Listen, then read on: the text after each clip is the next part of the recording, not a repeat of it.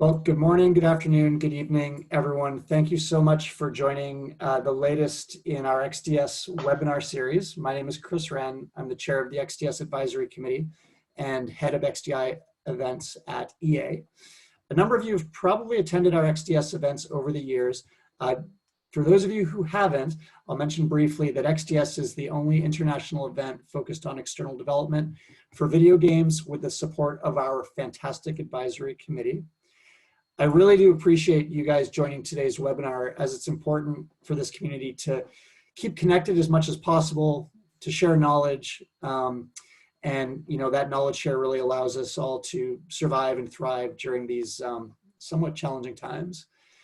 Today we are tackling the subject of 4 steps for successful due diligence in the new normal, something that both developers and service providers have thought a great deal about in recent months, I'm sure, and is only going to continue to be of great importance. Without further ado, I'd like to introduce my friend and peer, Carla Rylance, External Development Manager with the Coalition, which is an Xbox game studio. Carla, for your information, for others, I did a quick count this morning, and it turns out that this is your 7th presentation being delivered on the XDS stage. Oh, Carla's delivered such talks as External Development Essentials, Sparking Joy from Your Administration, and 3 Steps for Buy-in Success, just to name a few. So we're very lucky to have Carla back today. Just a quick housekeeping note. So there will be time for Q&A in today's session, in the latter part of the session. So please, as Carla is going through her talk, think about what questions and comments you have. I'd ask that you use the Q&A feature in Zoom. You should all have access to that. Type in your question or comment, and then we'll address them when Carla is ready. So without further ado, Carla, I'm going to turn it over to you. I'm just going to stop sharing my screen here, and you should be able to share your screen, and the stage is yours. Oh, bear with me a second while I just get myself sorted. I'm just going to share my screen. Okay. This one here. This one. Okay.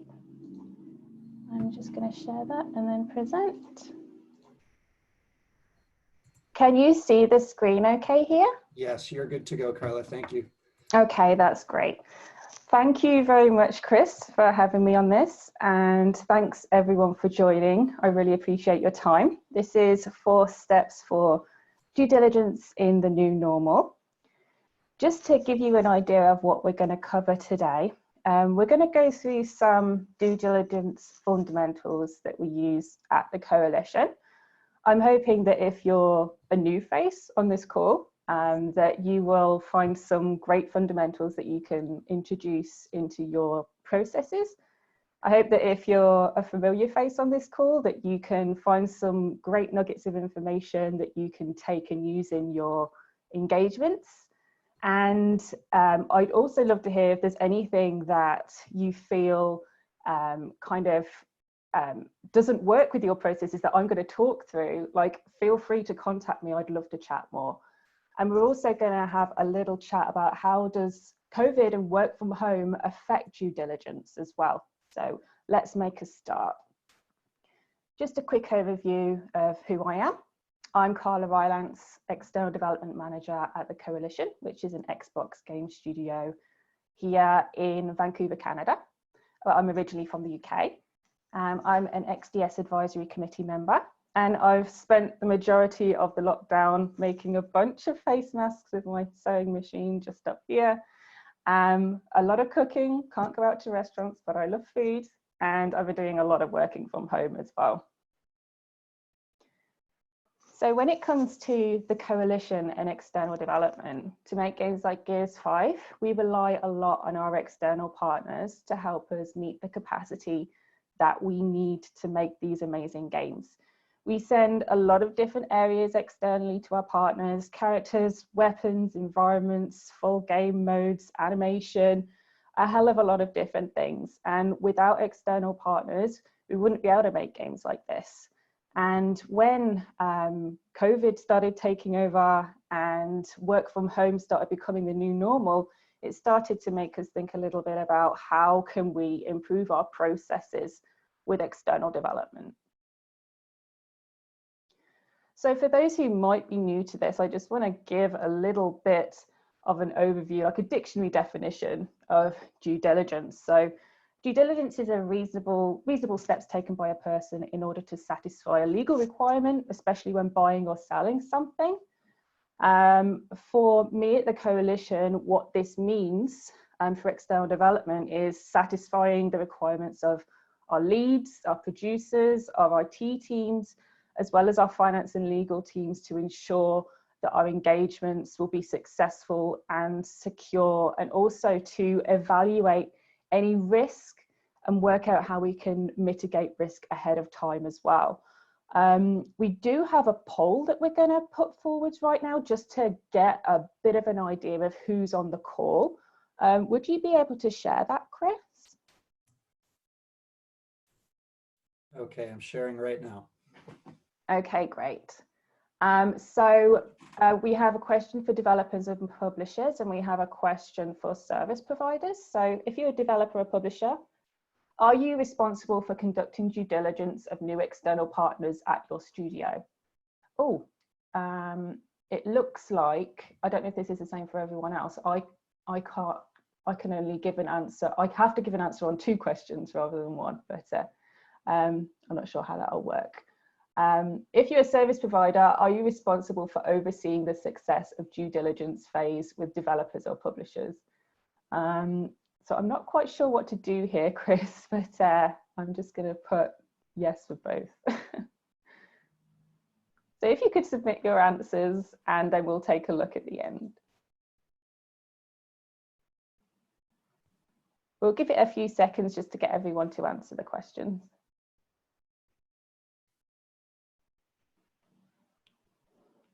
Do we have some answers trickling in, Chris? We do, and I see what you're saying, Carla. I think we needed to separate these out individually rather than in the same poll, but we live and we learn. We live and we learn, indeed. So if everyone's answers are in, I'll end the polling, and Carla, you should be able to see the results. I can indeed, that's great. So I'm just going to read the results out here. So for developers and publishers, are you responsible for conducting due diligence of new partners at your studios? 83% of people on the call say yes, which is a really high percentage, so that's great. For service providers, are you responsible for overseeing the success of due diligence phase with developers and publishers? 65% say yes. That's great. Thank you for sharing.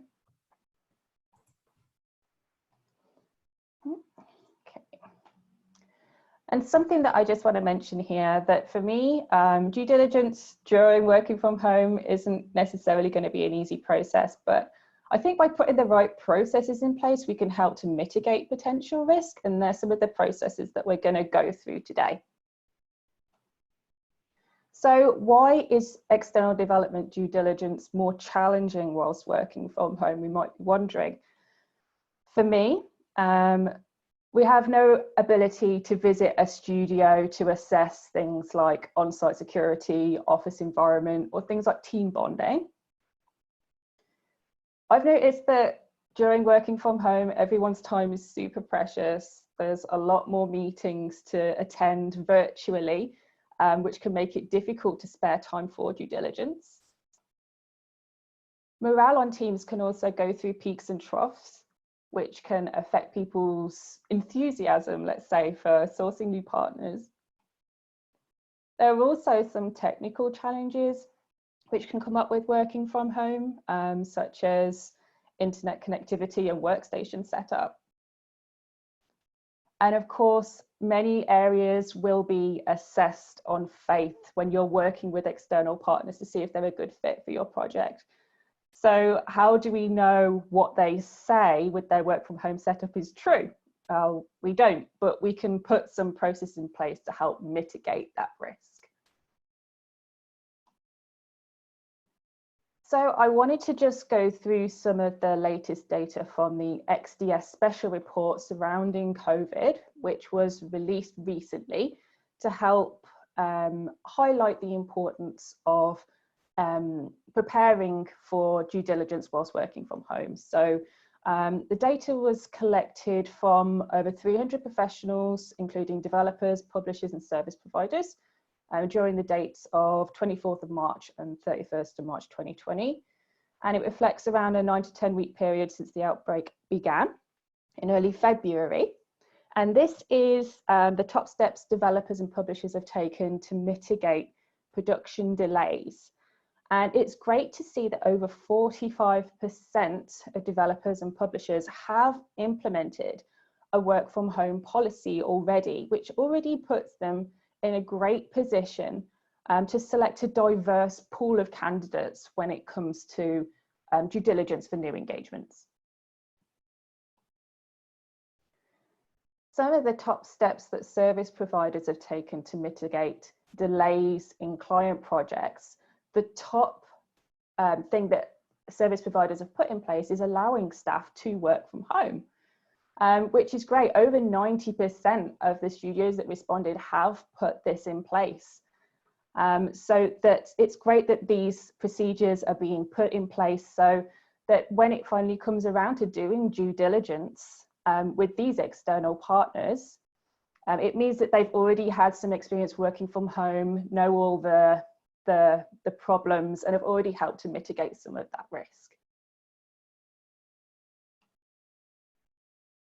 And when asking the developers and publishers the top 3 measures that are most important for service providers to implement in order to comply with company requirements, we have a few points here which are going to be super important to bear in mind when considering due diligence for new projects.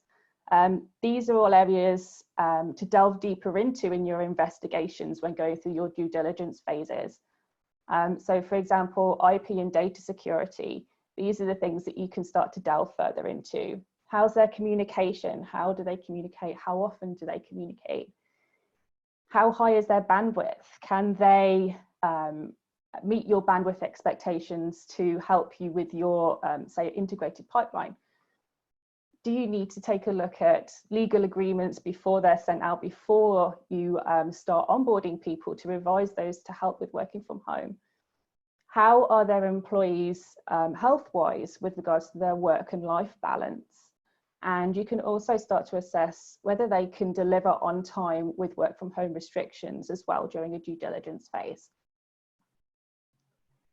So now that we understand a little bit more about what due diligence is and why it is important for working from home, I'm going to walk you through my 4 fundamental steps for successful due diligence that I use. And then we're also going to look at what processes we should implement to conduct due diligence whilst working from home. And you'll see these kind of little tips or things to ponder throughout the slides. So my 4 steps are: paint a picture of production, so get a broad overview of the engagement. Second is our candidate selection. Third is our candidate testing. And fourth and finally is our partner selection. So when painting a picture of production, I want to make sure I'm establishing expectations. I'm creating a roadmap for the engagement, and I'm building a profile. So in order to establish expectations, this is my first step for making sure that we're hitting our team's expectations. So I want to meet with them and establish what's important for them.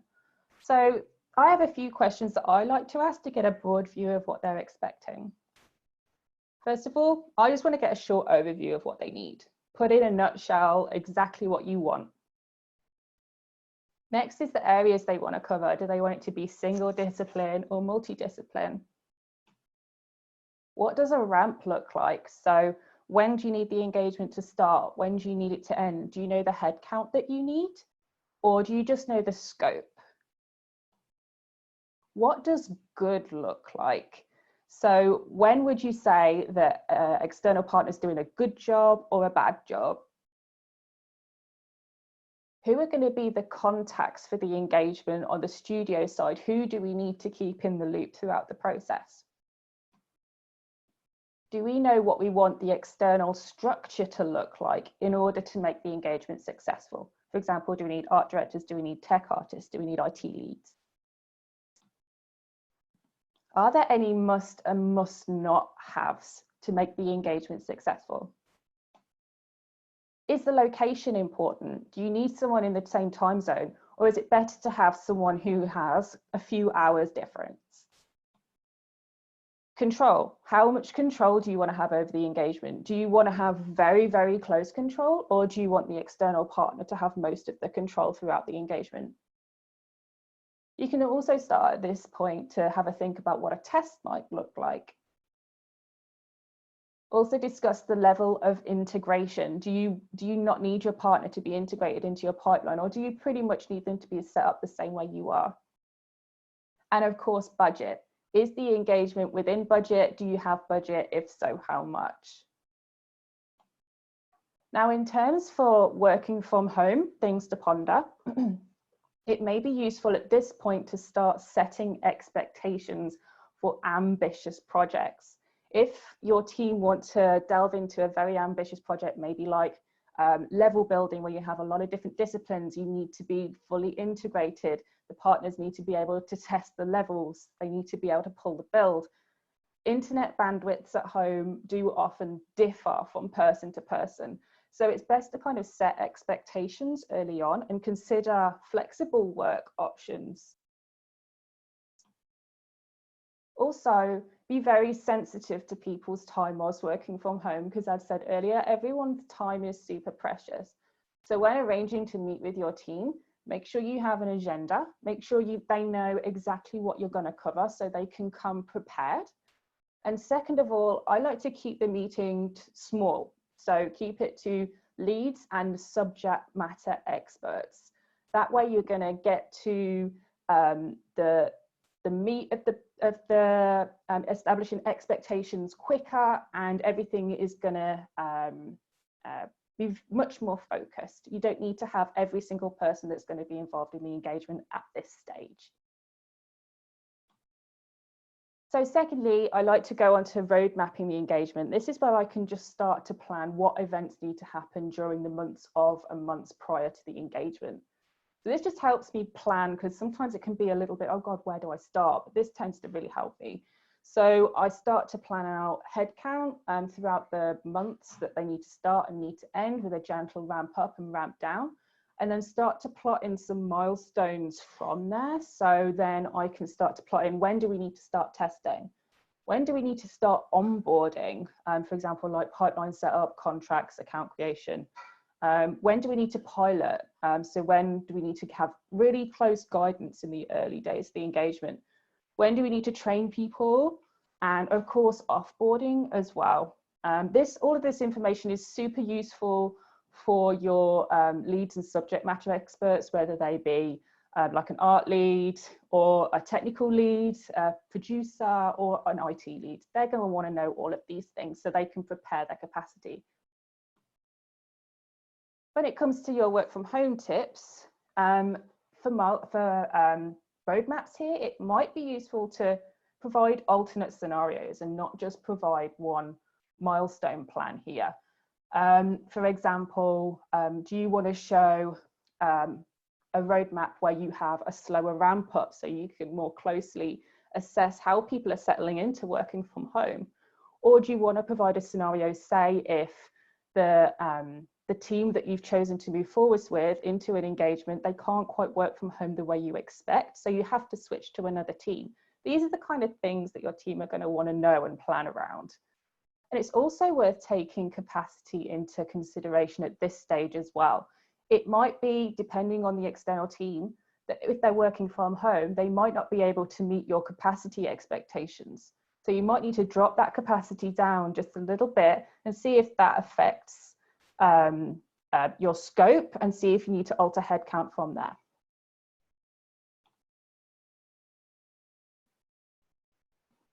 And so lastly, in this section, I like to build a profile. So gather everything into one place. So all of our team expectations and our roadmap, put it all into one report so that everything's very clean and concise.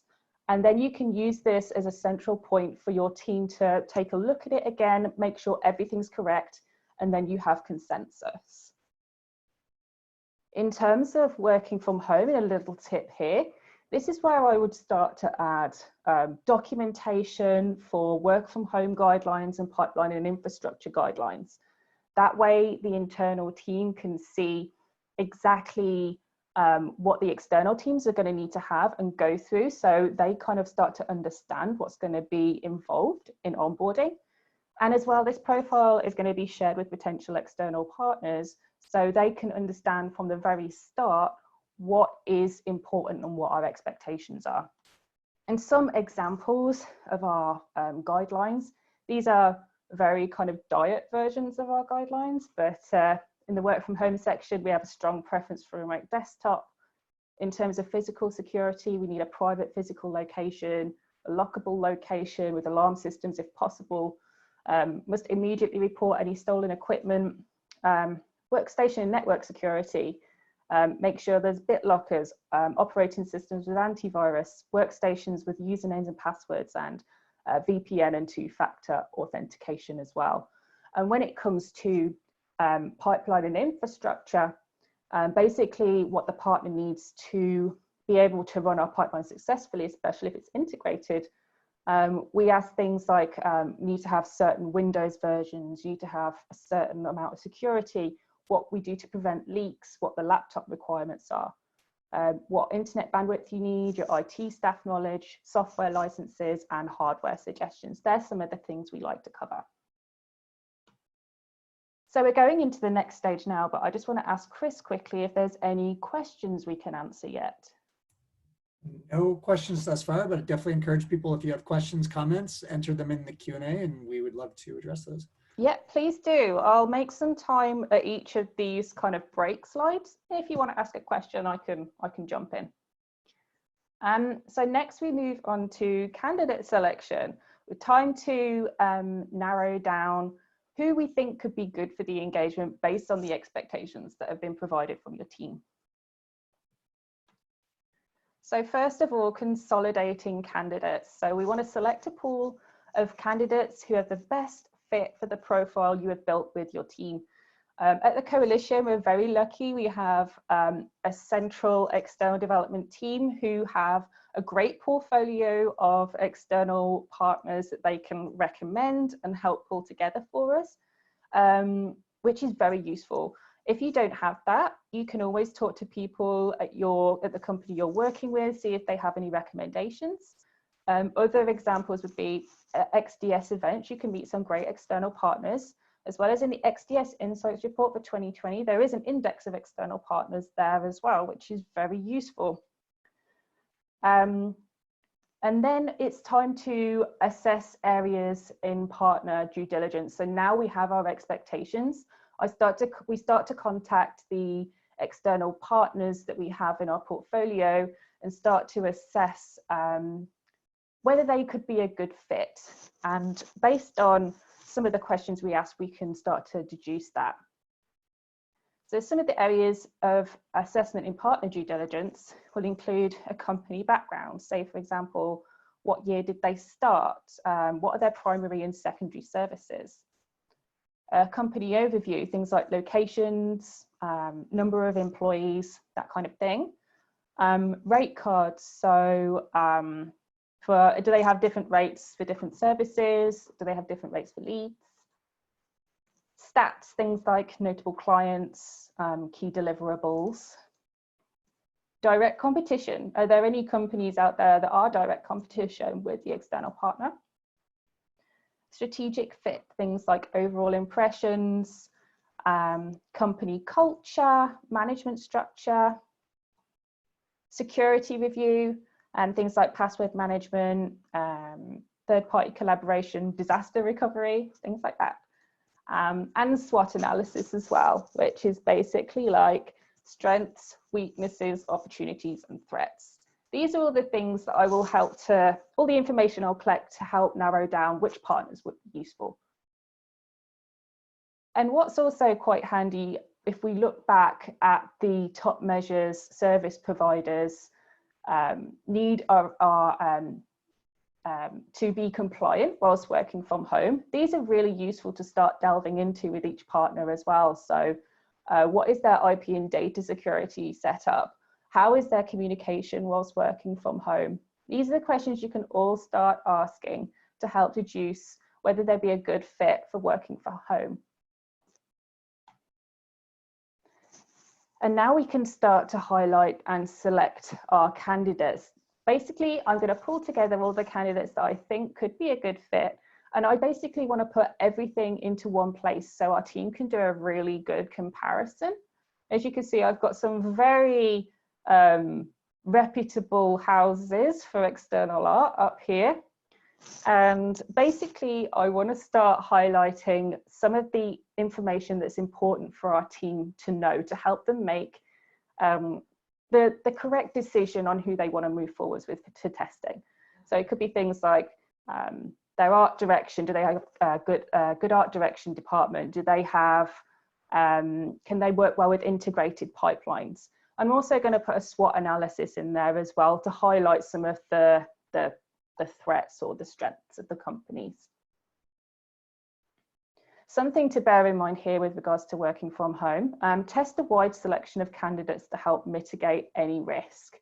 So make sure you have some viable backup partners in the unlikely event that your selected partner can't work from home as expected. So from here, you can work with your team to help pick the right people to move forwards with to testing. Are there any questions before I move on to the next section? We do, in fact, have a question. So Curtis Charrington asks, Carla, from your experience, what are some red flags that aren't initially obvious? So something that may be on an initial review that doesn't seem like a big deal. Something that might be on an initial review that might not be a big deal. Red flags. Interesting. I'm trying to think. Let me have a think. I always find it a little bit daunting when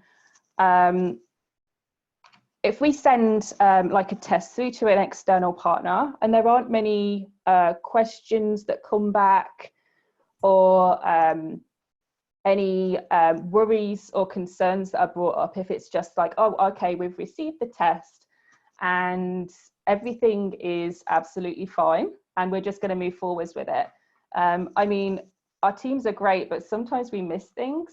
And when we don't get asked these questions, it just makes us think, why, you know? That's something that is sometimes a red flag for me. Yes, I hope that helps. Cool. Thanks, Carla. Okay, cool. So we're going to move forward to candidate testing now. So I'm just going to go through some pre-test actions, and then we're going to go through what we use as a test overview. So basically, I want to make sure that the following actions have taken place before we actually start any testing. These are all super important. First of all, make sure that an NDA is in place before you start any conversations, so a non-disclosure agreement. Make sure that you can talk freely about your projects without having to give anything away. Second, you can provide your profile from that point so that the external team understand the expectations going forwards into full production to make sure that they can meet your expectations. Third, we have team structure. So you can start to ask questions about how they expect to structure their team to help meet your requirements. Of course, you want to know if they're interested and if they're available. So that's a big question you want to ask as well. Next is the cost of the engagement, how much they predict the full engagement to cost over the milestones. And of course, what we want to do is test for full production. Now, what I mean is I have a think about what full production would look like and implement a test that could replicate that within your means. So that being your time frame and your budget. Also have a think about what's important for your team, for example, like ZBrush skills, strong communication, good tracking, and make sure that these are implemented into the test in some way as well. And think about the necessary skills your partners need to have and measure how effectively they can meet your expectations whilst working from home. Yep, So that's what I was meant to say. Yeah, so conduct a scenario that's likely to occur during full production whilst considering likely obstacles during work from home situations. For example, if they're delivering ZBrush models, it can sometimes be hard to work in ZBrush, for example, through remote desktops. So is this something that you can assess during this test? Are they going to hit your time estimates? That kind of thing. And now that we have an idea of what we want to test on, you've worked with your subject matter experts and your leads, you can start to pull all of the information that you need for a test into one place so that the candidates can submit their best effort. And what I like to include in this, I mean, I think that it's great that we'll have our brief, we'll have our style guide, we'll have our reference. You can send all of that, but having all of the information in this one page just helps to pull everything together and keep everything concise. Especially whilst people are working from home, it can be a little bit more difficult to find everything. Having everything in this one document really, really helps. Things like test overview, final delivery expectations, the contacts and actual links to where they can find their briefs and manuals and reference assets and things like this. And then we're going to move on to actual partner selection. Are there any other questions before I move on? No questions at this time, Carla. Coolio. Okay, so partner selection. Some of the steps that we're going to go through here is we're going to make a decision with our team about the partner to move forward with. We're going to go and send candidate feedback, and we're also then going to move on to onboarding, which is one of the last phases. Okay, so now that all the tests have been received, the team can compare the results and choose the best team to move forwards with into full production.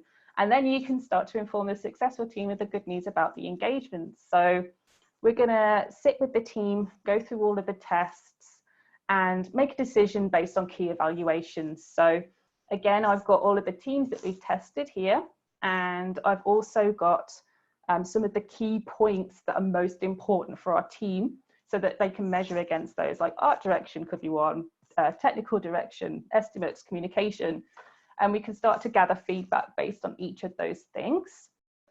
And what I would find super useful whilst working from home, again, as everyone's time is super precious, you can help cut down some time by scoring everything and then adding a key performance indicator to help figure out which team was kind of like the quantitative winner rather than the qualitative winner.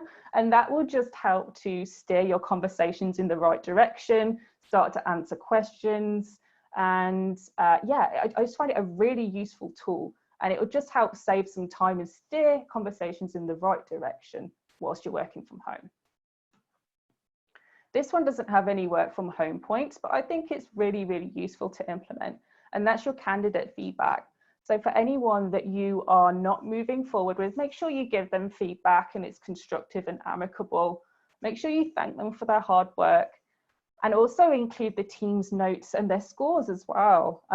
Make sure that any feedback that you give that's constructive, that it's always honest, and that you justify any constructive feedback with explanations as well. And then we can move forward with onboarding with our chosen external team, which is fantastic. Things like contract negotiations, sales, statements of work, purchase orders, coordinating with different departments like IT and tools, and then you can start to beginning handoff to the studio team as well.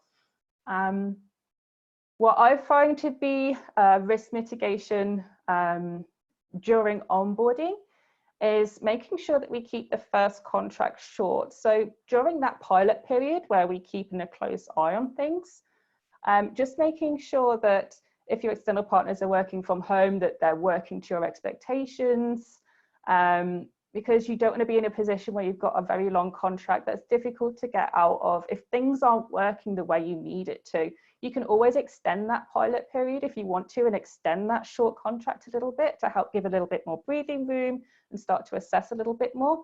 But I find that super important, so it's definitely good to bear in mind. So that is our 4 fundamental steps for due diligence. I hope that was useful for everyone and everyone got to take something away with them from this. So first, paint your picture of production. Second, do your candidate selection.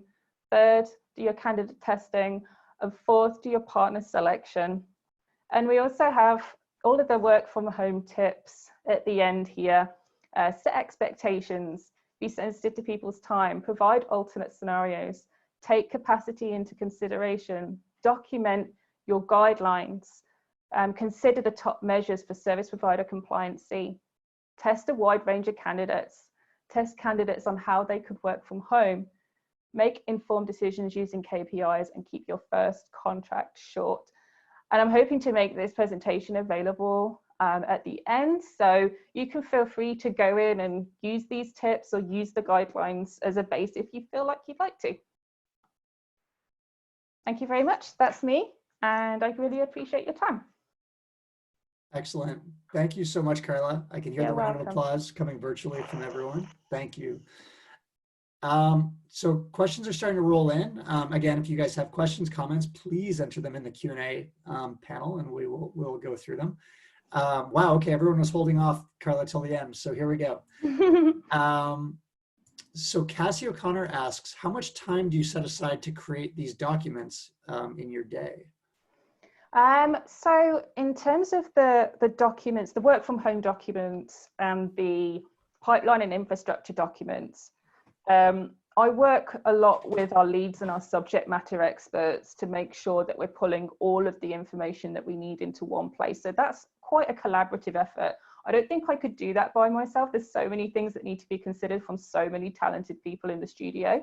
So I tend to pull the information that I need and then use some time, but not too much time, to just make sure everything's documented. I think our work from home guidelines were completed within like a work week from starting to approval. When it comes to other documents within this presentation, like our one-pager or our like our test scoring, what's quite good is you can just like create a template of that, and you can just duplicate that template and put in the information you need every time. So you can just store like a version of it, write over it, and it just saves a bunch of time. So that's what I tend to do. I tend to have like these documentations already in place and just write over. It saves a bunch of time. So that's what I tend to do. Okay, thanks, Carla. Thanks, Cassie, for the question. Thanks, Cassie. Masarat asks a question, and this is somewhat general to all developers and publishers, but they would like to hear your thoughts on this, Carla. So to what extent and what kind of support do developers and publishers extend to their existing external development partners in guiding and drafting work for home policies, as work for home is something that service providers have never considered earlier due to data and IT security? So what kind of support do you provide your partners in creating their work from home policies? What has happened with us is we've actually found that service providers have been really great in crafting policies from their side and helping their staff get set up as they need to, which has been fantastic. We provided our own work from home specifications, like what we actually need our external partners to do. And we will work with our external partners to make sure they can hit those requirements. And if there's anything they feel that they can't do, we do have like secondary options where we can make sure that they can work from home effectively. I'm not sure if that answered the question or not, but I hope so. Okay, thank you for that question. So Curtis Charrington has another question, which is an interesting one. So Curtis is curious, how much concern should I have with respect to unsubstantiated rumors about partners? So maybe an unsubstantiated rumor that paints a partner in a negative light. And then continuing on that, what if it's about the studio management rather than the team itself? Is that something you would want to address head on or ask, or would you just focus on the skill set of the team themselves? Oh, yeah. I mean, I think that if there are any rumors, it's primarily a rumor, right? It could be just hearsay. The best thing to do is, if you hear about these things, just be honest and ask the questions of the external partner. I mean, I don't think you need to be cutthroat about it. You can approach it in a way that is amicable, and yeah, I mean, I don't see any problems asking the questions if you need to, but you can also, like, if it's, say, a problem to do with the studio management, you can, when you're doing your areas of assessment, within the candidate selection part of this presentation, you can use some of the categories to start aiming those questions towards addressing some of the concerns. So you can almost use it as part of your due diligence process, but just slipping certain questions in there to help you get to the bottom of the problem. There's no harm in asking the questions that you absolutely need to ask to feel confident with the service providers, communication abilities. I think you have the right to ask those questions in order to feel comfortable with the engagement. Okay, thank you, Carla, and thanks, Curtis, for the other question. Thank you. So Grayson Chalmers just popped in with a question. Mm. How often are teams unable to pass your initial due diligence checks? Do you ever make exceptions or work with them to address any concerns? Yeah, there have been times actually where it has been problematic, basically because we work with such an integrated pipeline. It can be difficult to find studios that have the requirements that we need in our pipeline and infrastructure guidelines. Sometimes we have kind of worked around things where we've had like a partial pipeline integration, but it depends exactly what our team needs and if there's any partners out there who can meet the expectations. If not, it might be a case that we need to readjust our expectations at our side and reevaluate how we want to integrate our partners. So there can be a little bit of compromise there, but we find the majority of the partners that we've conducted due diligence with have been able to meet our due diligence requirements. But yeah, there have been a few which have been problematic, and it's mainly due to our level of integration. Okay, thank you, Carla. Thanks, Grayson, for the question. So it looks like that's all the questions that we have for today. Carla, any final thoughts or anything you want to leave with this group before we let you get on with your day? Yeah, due diligence isn't going to be easy, but we're all in this together, and I hope that this has been useful. And if you have any questions on the last page of the presentation, which will be made available, I've got my email address on there, so feel free to ping me. Yeah, and we can continue the conversation if you'd like to. I hope you've taken something away with you today, and I really appreciate you joining, so thank you. Amazing. Thank you so much, Carla. And as Carla said, we will be sharing the deck and the video recording of this presentation today, and so you will be able to share that out with your teams and studios. Thank you again, Carla, for your time and for the 8th delivery of your of XDS presentations. You're welcome. Anytime. All right. Thank you again. Bye-bye, everyone. Thank you. Bye.